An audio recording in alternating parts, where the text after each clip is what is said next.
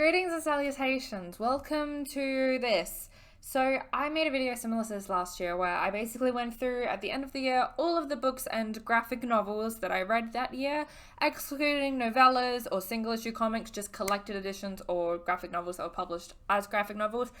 And I went through and I did a little tier list system for all of them, and I gave a short review on all of them, and I had a lot of fun, so I wanted to do it again this year. I didn't read as many books this year as I would have liked to. I think I read about like 75-ish. My Goodreads score is a little bit higher, but there was some novellas in that, so that's cheating. So I think there's around 74, 75 books around me that I should be going through. Please ignore how messy the majority of this looks. I've got costumes everywhere and I've been throwing out some stuff and going through wardrobes. Ignore how messy my background looks. We're gonna be reviewing some books today. Also, I have new glasses. How do we feel about them? Do we like them? I like them. We have 5 tiers based off of my 5-star system that I use with books because easy. So we have the bottom tier of I thought this was trash and I wouldn't recommend to anyone. I try not to put anything in that tier. There is one book in that tier. I'll talk about it when we get there. Second tier up from that is I didn't like this, but I'm sure it has an audience of people who will enjoy this, but I wasn't that audience. Then we have 3 stars, which was,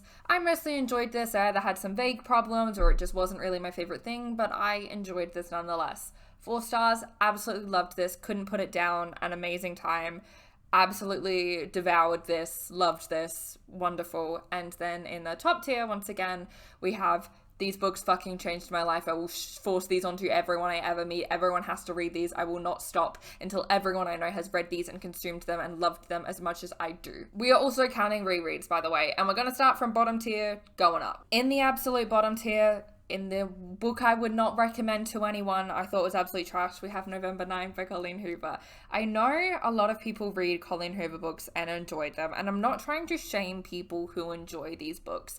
I think she has gotten a lot of people back into reading, and particularly a lot of young women, and I think that that is a good thing. However, I think there is real problem with the content of her books and with the writing of her books as well. Her writing style is so simplistic and juvenile, it makes it almost impossible to pick up these books, get it back into reading from these, and then transfer to any other genre or any other author even. It makes it very, very difficult to actually develop the skills you need as a reader in order to consume books other than these. Everyone has spoken about it at further length than I have, but there is a lot of really, really questionable content in Colleen Hoover's books, and her books get marketed to a group of particularly young girls who are just too young to be reading that and are learning to romanticize such toxic behavior from men. And we don't like that either. This book in particular I had problems with because this is the newer version, by the way, which had the assault scene taken out, but this book used to have an assault in it. But even with that taken out, it's basically about a guy constantly pushing a woman's boundaries around some burn scars she has that it turns out in a plot twist he caused. Spoilers, sorry, but I don't want anyone to read this. He caused all the burns and then lied to her about it, tricked her into caring about him. They have all these weird meetups where he's very aggressive and possessive and a lot of other toxic traits. There's a scene where he talks about how he wants to shove her to the ground. But also just the implication initially of that a violent act against a woman. And then the deceit for it, and then being manipulative and crossing boundaries to try and make her feel better about the scars without actually telling her that he caused them. Very fucking weird. Don't like it. Don't recommend this to anyone. In the next tier up, we have 2 stars basically. These books were not for me at all. I didn't like them. I had issues with them, but I'm sure they have an audience somewhere. Starting off, we have The Spanish Love Deception. Everyone loved this book. Everyone recommended this to me. A lot of my romance reader friends, TikTok, book talk would not shut up about this. I thought it was so slow, so boring. I didn't care about the romance, and that's pretty integral in a romance book, is to care about the characters. But oh my god, this book just wasted so much time and the pacing was so slow, and that's not what I want out of a romance. That's not what I want out of a romance. Wasn't a fan, but I'm sure, and I know that people love this, and I'm not trying to take that away from them. It just was not for me. Next up, we have a very recent read of mine. We have Diary of a Wimpy Kid, Diaper Overload. I unironically read these books every year as they get published. I have since I was a child. My mom gets them for me for Christmas because she has since I was a small child, and I genuinely enjoyed the series, and I still enjoy them every year. I always read them in an hour on Christmas Day. It's a thing that I do. This one was a massive letdown. I was so excited that it was going to be Roderick focused, and it just was a disappointment. So I'm sure children would still enjoy reading it though. Next up we have Layla. I saw the plot twist coming. I guess it's spooky if you like that kind of stuff. I'm just not a fan of Colleen Hoover's writing. I was never gonna be the target for this, but interesting enough mystery. There would be people who enjoy this. I did see the plot twist coming though, which kind of I give myself points for, but can also be disappointing. When that's the only thing really keeping me going, bit disappointing. Next up we have The Amazing Spider-Man, World Without Love. I did read all of these as single issues as they were coming out, but I like to buy the trade paperbacks as well. I bought this in Perth on my birthday for myself. Reread it while I was in Perth. I still don't like this run, and it's a rough start to it, I think. The comic shop owner that I was talking to when I bought this was like, yeah, I think they're setting up a lot of really cool things, and I'm intrigued because I mentioned that I wasn't the biggest fan of it. Hopefully they are, and in subsequent, issues and everything, we'll see more of that, but I don't like what we're doing with Spider-Man right now. Oh, we have Neon Gods by Katie Robert. I was so excited for this because I love any Greek mythology retelling, and TikTok hyped the fuck out of this. I fucking hated it. I'm sorry. I've learned that I'm not a dark romance person. I've tried it. I'm really not a dark romance person. It was not anywhere near mythologically inspired enough for me. I also don't like mafia stories as well. I thought I would because I used to read them as fan fictions when I was a teenager, but I've learned that I don't like them in actual novels. Yeah, it was not for me, but there are a lot of people who like this. Ugly Love. I feel like everyone has said enough about Ugly Love that I don't really need to. Again, toxic as hell. This is the one with the step siblings talking about their son's big balls. That Twitter quote that went around everywhere, that's this book. That's all they need to say about this book, I think. Also, Colleen Hoover, Without Merit. This is her YA book, I think, which I didn't know going in. I just went through a time where I was really, really depressed, quite unwell, and I was in therapy 3 days a week and having to go see nurses and stuff, and I basically would just buy any books at Target on my way in, and they always had Colleen Hoover books for $10 each, so I bought a lot of them. That's how I read a lot, even though I didn't really like them, but I just had to sit in so many waiting rooms that I needed something to do. This ended up being quite triggering too, because it's about an unalive attempt, which at the time was not good, but also it took half the book to get there, and then we don't really do anything with it, and it feels like no characters really learn. A lot of forgiving people we shouldn't forgive, and saying that that's the right thing to do because they're family. I don't know, don't like a lot of it, really didn't like this. I can't even remember most of this book, but I remember not liking it. Next up we have Loki, Where Mischief Lies. I was really excited about this. Look how pretty this cover is. Very just kind of disappointing. I was really excited at the beginning. It's a story set, I guess, somewhere in the Marvel Comics universe, about Loki as a teenager with Enchantress, who I love, so I was really excited to see that. And Loki basically gets abandoned on Earth and becomes a detective or something. I read this in January of last year. It's been a minute. Thought the premise was really cool. Didn't love the execution. I thought it had a really underwhelming ending. Just didn't end up being for me. But I think younger readers and really big Loki fans would probably enjoy this. And honestly, I'm glad I own it just because of the cover, even if I didn't enjoy it that much. Alright, in 3 stars, I enjoyed these books, but I had vague problems, or they just weren't my absolute favorites. We have quite a few to go through. Starting off, we have The Land of Stories, The Wishing Spell by Chris Colfer. I've wanted to read this series for ages because I love middle grade books, I love children's fantasy books, and I love Chris Colfer. This book was a little, a little too juvenile for me, but I do actually want to continue reading the series, and hopefully as the characters age, the story might age with them a little bit. I love when children's series do that. So I'm hoping it was really sweet, really cool. I love fairy tale oriented kind of stories, and this was that. It felt very Disney, which I like, but yeah, it was a little too juvenile for me to properly enjoy it. I would recommend this to, if anyone needs to buy a younger sibling or family member or something, a book, I would recommend this. Next up we have Heroes of Olympus, The Lost Hero. I reread this on TikTok live, and it's fine. It's alright. It's not the worst book in the series. Have Star Wars The Original Trilogy, a graphic novel. Very gorgeous artwork. I really liked the artwork. Very abbreviated run through. Bit of fun. It's cute. I like the artwork a lot. People are going to be mad at me over this one. We have Book Lovers by Emily Henry. I appreciate that Emily Henry has a lot of very, very big fans, and I'm happy for you. I just never really connect with her characters that much. I am so sorry. This one started off really, really well for me, and then I got kind of bored through it, but like, I'm happy that you guys love her, and I enjoyed it. I didn't dislike it at all. I did enjoy it, but it just wasn't, I feel like a lot of people act like Emily Henry is one of their like favorite authors, and they connect so deeply to her work, and I just don't. But I'm happy that you guys have that relationship with her work. We have Yes and I Love You, a book that I bought because a host of Recovering Gleek, a Glee podcast, talked about it, because it's basically, she said it was fake dating, and it was about it's someone in an improv group, and he makes her join the improv group, and they like fake date in that. That's all I remembered, not all I knew going in, and that sounded very much up my alley. Enjoyed kind of all of that aspect of it. I didn't love it is a romance book, didn't love the romance, which is always like, My Year of Rest and Relaxation. I thought I would love this book a lot more than I did. It's an interesting kind of commentary on unreliable narrators and unlikable narrators, and I had fun with it. I was just kind of expecting a little bit more. Ike Shara Wheeler by Casey McQuiston. I've loved everything Casey McQuiston has put out prior to this, and I enjoyed Ike Shara Wheeler. It's just definitely my least favorite of their work, I think, and I had really high expectations because I loved Red, White, Royal Blue and One Last Stop so much, and I thought the concept of this reminded me of Paper Towns, which was my favorite John Green book back when I was a kid. I was really, really excited for the concept, and I don't think we utilized it to the full extent, but again, I do think there would be people who would really, really enjoy this. And honestly, it might be because it was YA. I'm always not the biggest YA fan. We have Perfect on Paper by Sophie Gonzalez, which is signed by the author. It was fun. It's a little the teenage rom-com kind of thing. One of the love interests is from Adelaide, Australia, which is really cool. There's a Disneyland date. Very much so went into actual detail about Disneyland, and I was like, oh, the author knows the Disneyland park. This is cool. Bisexual main character, which I always appreciate. Just a really interesting concept. Bit of fun. Next up, we have Law by Alexandra Bracken. I really wanted to love this. I loved the concept. Again, I love anything that has to do with Greek mythology.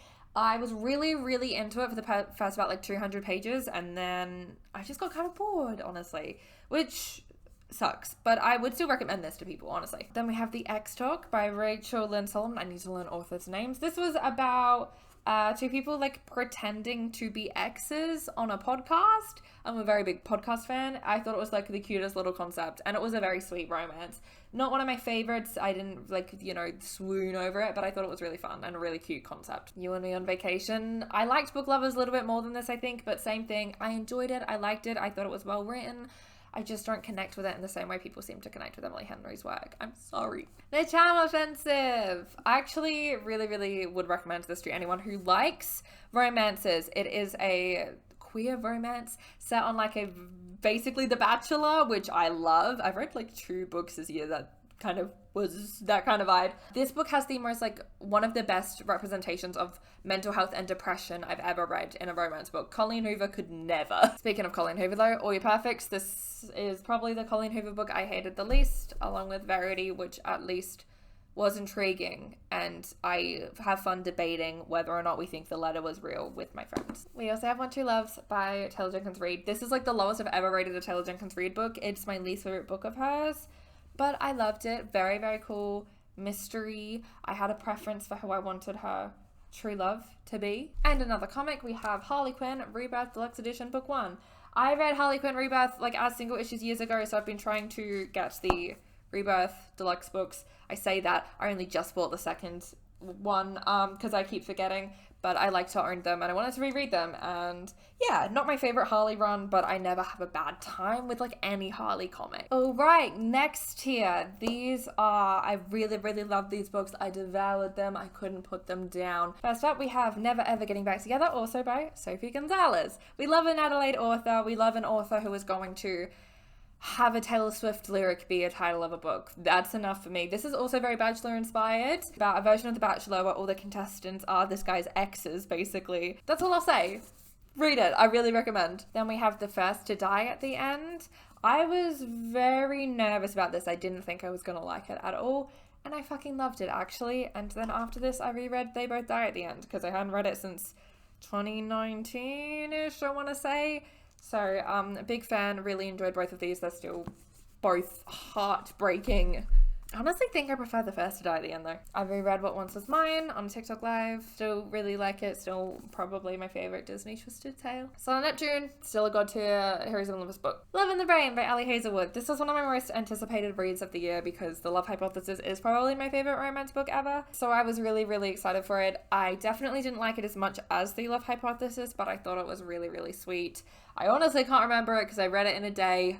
But I remember enjoying it, but The Love Hypothesis is still my favorite. My Best Friend's Exorcism by Grady Hendrix. I went down a Grady Hendrix spiral this year. Last year, I should say. I absolutely love everything he has written. I'm obsessed with his stuff. If you want to read horror, I really recommend Grady Hendrix. I loved My Best Friend's Exorcism. This was one of the most wonderful portrayals of like female friendship that I've read in a long time. Genuinely really spooky. Some stuff that like really creepy sticks in my mind, but I really, really enjoyed. Spider-Gwen Go Spider, another one that I read as single issues back in the day and then bought because I like to have trade paperbacks, and that gives me an excuse to reread them as well because I never pick up single issues. Still love this. This is like a really good Gwen run, the Spider-Gwen Go Spider ones. I think I read both of these, but I only have one here, but both of them would be in this tier, I think. And Star Wars Brotherhood, my most anticipated Star Wars novel of the past few years, and it didn't let me down. I had a lot of fun with it. A lot of Anakin and Padme content, which I wasn't expecting, and I was really glad about. I would have liked Anakin and Obi-Wan to actually have been together for longer on this. There's a lot of Ventress in this as well, which I love. I stan Ventress. If This Gets Out by Sophie Gonzalez and Kel Dietrich, I don't know if I said their last name correct. This was so fun. This is basically like a old school One Direction or like a K-pop, I imagine, fan fiction. Basically, two guys in a boy band are secretly in love and they can't tell anyone. I loved it. Very sweet, very cute. Definitely reminded me of my One Direction stan days. Sea Monsters, can't go wrong. Love Sea Monsters. The Dark Hold. I was so excited for the series. It did not disappoint me. Oh my god, I loved this run so much. It has such an incredible wonder moment, but also all of the kind of like issues of going through the different heroes and how the Darkhold is corrupting them is so creepy. Tony's in particular, horrifying, so spooky in my opinion. I loved it so much. The first Grady Hendrix books I read the Final Girl support group. If you are a slasher fan, I don't care if you like reading horror or not. If you're a slasher fan, please God, read this book.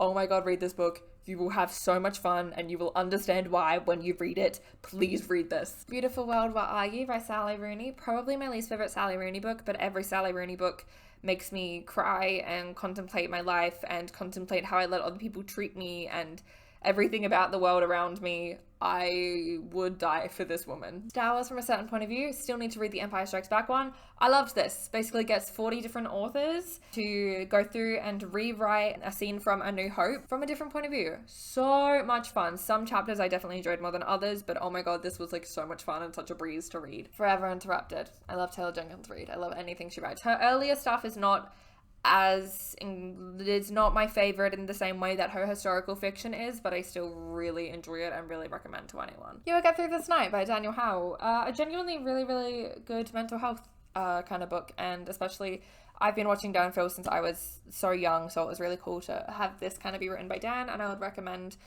just kind of like as a practical kind of mental health book to keep around. It basically goes through different stages and different kind of things to help you get through those stages for different kind of like headspaces. The really, really dark ones versus the day after versus when you're trying to and successfully kind of branching off and making some progress and you're starting that healing process. I would just recommend this, especially if you have an emotional attachment to Dan and Phil. Maybe in Another Life. I think this is my favorite of Taylor Jenkins Reid's early novels. This has the most fun premise. It basically goes through two different timelines of one character making the decision to go home with a guy versus not. Black Cat, I'll Take Manhattan. Again, rereading as the trade paperbacks came out.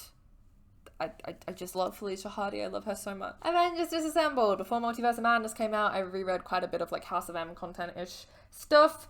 I still fucking love this. It has this amazing quote from Spider-Man being like, Scarlet Witch dating robot. Why can't I make jokes about that? If I was dating a robot, you all would make so many jokes, and it's one of my favorite, like, Spider-Man moments. The last book that I read this year was We Sold Our Souls by, you guessed it, Grady Hendrix. I love everything he writes. This one is particularly about an old rock band where some of them had sold their souls to the devil for success, basically, and aftermaths of that, and I love Grady Hendrix books. Delilah Green Doesn't Care. This was recommended to me by a friend. Basically, when I was talking about a, like, heterosexual romance book that I was getting really bored with, they were like, if you want to read a good romance, read Delilah Green Doesn't Care. Very fun, very cute. I need to read more sapphic books. They make my heart happy. Just a little bit of representation that makes my heart happy. Legends and Lattes. This is one of the cutest books I've ever read, and also something that I kind of really needed to read at the time. I read it a couple weeks ago when I was like just big sad and lonely. It was like the week of Christmas, and I just kind of was really lonely and quite sad, and it's just this kind of story with very low stakes about an orc opening up a coffee shop after deciding that they don't want to be an adventurer anymore, and it's just really, really sweet. It's a high fantasy world, but it's just about running a coffee shop and making friends, and I loved it. Then all 3 books in the series are here, but I really, really enjoyed them all. We have A Deadly Education, The Last Graduate, and The Golden Enclaves, the Scholomance trilogy. I read these in like a couple days, like all of them. My friend Lua recommended them to me. They loved them, and they've been hammering me to read them for a long time. The first book took me a little bit to get into, but once I was into it, I zoomed through all 3 really, really quick. Just such a fun, like, fantasy school kind of story. A very, like, dark fantasy school. Surprise, surprise! We have another Grady Hendrix book, which I actually recommended to my sister and her boyfriend, and I think they're making their way through it right now. This whole book is fucking set out like an IKEA catalogue, and the chapter titles are different items. Amazing, amazing. Little horror story set in basically an IKEA. Also, very short book, very quick read, really recommend. Black Cat Infinity Score. Again, rereading. I would do anything for Felicia Hardy. I will never not enjoy a Felicia Hardy title. Then we have Captain America Winter Soldier Complete. I forgot the word collection there by Ed Brubaker because I've never read it. And I saw it in my local comic book shop and I was like, I need to. Like, it's embarrassing that I haven't read this run, actually. And then we have Suicide Squad Get Joker, another comic that I bought myself in Perth over my birthday or weekend. I love DC Black Label stuff. I love it a lot. This was a very fun Suicide Squad title. I can't remember that much about it, I'll be honest, but I remember having a lot of fun, thinking the art was great. Now, top tier. These books changed my life. I need everyone in my vicinity to read them. Literally altered my brain chemistry forever. Starting off with 2 rereads, because we even knew these were here. Mark of Athena and House of Hades. I reread Case of Olympus books and streams. Like, they were going to be here. The Lightning Thief, Titan's Curse, Battle of Labyrinth, and The Last Olympian are also in this tier, just to get that out of the way. Now, actually, I know I just said that these are in this tier, but only some of these are in this tier. I read Spider-Man, The Darkest Hours Omnibus. This is an omnibus version of 3 novels. In the Darkest Hours was the first novel in this. That was a 5-star for me. Then Down These Mean Streets and Drowned in Thunder were both 3 stars. But this is just how I bought the books. Then we have Harley Quinn Preludes and Knock Knock Jokes. I decided I was going to reread this whole series earlier in the year, and then I read this collection. I own all of them, but I only read this one, and then I think I bought new things to read, and so I didn't finish rereading the series. But this is my favorite Harley solo run ever. Jurassic Park. I have owned this fucking book since I was 8, I think, is when I begged my mum for this book for Christmas, and I tried to read it and it was so confusing because, oh my god, this book is not meant for an 8-year-old. And it was earlier in the year, I had nothing to read, I didn't want to go buying things because I was broke, and I was like, fuck, I have Jurassic Park here, I've never actually read that. So I picked it up. Oh my god, this is one of my favorite books I've ever read. I can't believe I didn't read it until now. I fucking loved this book. Jurassic Park is one of my favorite films of all time, but this book is just such an interesting commentary on like genetic engineering and what that can do in the hands of the wrong people. And I love this novel so much. It's so much scarier than the film, and I love that characters' morals don't protect them in this novel, which is just keeps you on edge, and the horror scenes are horrific, but it's just such an interesting sci-fi novel. I read The Lost World as well, which I also would put here. I read that on my Kindle though because I could not find that in stores anywhere. Both of them are absolutely 5 stars. I can't believe it took me this long to actually read this book. Another book that I read on a Kindle and I don't have was The Happiest Man on Earth, which was, I've forgotten the author's name now. It was an autobiography by a man who survived concentration camps in World War II. and was just one of the most beautiful, moving books I read. I absolutely loved it. Very short read as well, if you want something very inspiring, but also a quick read that'll just lift your spirits. Like, obviously horrific things, but his outlook on it and the way that he took the terrible things that he went through and just created such wonderful things is so inspiring. If you want a very uplifting book, I would recommend. We have X-Men and the Trial of Magneto.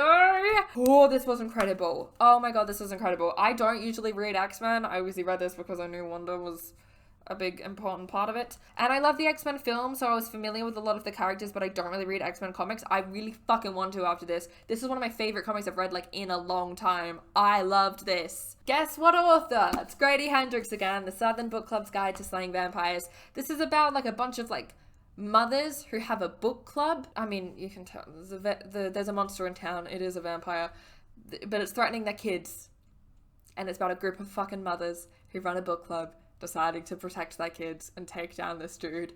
Holy fuck, did I love it. A reread. That's still a 5 stars. The Love Hypothesis. I don't care. I love it. Then we have She-Hulk, the Complete Collection. This run. The 2014 run. I bought this right after the show started, the Disney Plus show. It's in my comic book shop and they had a lot of She-Hulk titles, and I really wanted to read a lot of it because I hadn't read her comics before, and I love her now and I want to read every comic of hers now. Also got the Rainbow Rowell one, which I fucking loved. Both 5 stars. I love Jennifer Walters so much. And lucky last 3. Carrie Soder is back. This is my favorite Taylor Jenkins Reid novel since The Seven Husbands of Evelyn Hugo. I cannot recommend this enough. We even know that I love Taylor Jenkins Reid and her work, but like this is absolutely my favorite since Evelyn. There is just something about how Taylor Jenkins Reid just writes women that is so intoxicating to me. Not only are her books like impossible to put down, she just writes such complex, flawed characters, and allows women to be like driven and passionate and aggressive in that passion, and just kind of allows women to be more faceted than a lot of other kind of things do. And I love having like so many different historical settings. Like, this is about a fucking tennis player. I don't know shit about tennis, but I loved this. I also, for the first time, read Conversations with Friends by Sally Rooney. This is now my favorite Sally Rooney book. I loved this more than Normal People, which I didn't think was possible. I think about this book on a day-to-day basis. It moved me in such a way, and I found it so relatable. If We Were Villains by ML Rio, which I need everyone to read immediately. I don't want to say anything about it besides it's like a murder mystery set in like a drama school that studies primarily Shakespeare. That's all I'll say. Please read this book. Thank you very much for watching though and joining me on my reading journey. I'm not looking forward to putting all these books back on my bookshelf, but thank you very much for hanging out with me. I love you all. If you want to see more of me making nerdy videos, please subscribe. I do movie commentaries and talk about Taylor Swift and talk about books. I like superheroes and books a lot. I'm a cosplayer. If you want to follow me on Instagram or TikTok, I do cosplay stuff over there. I have a Patreon, which is both cosplay and YouTube oriented. If you want to support me over there, I love you guys very much. Thank you for being here. Happy New Year. Mwah. Happy reading.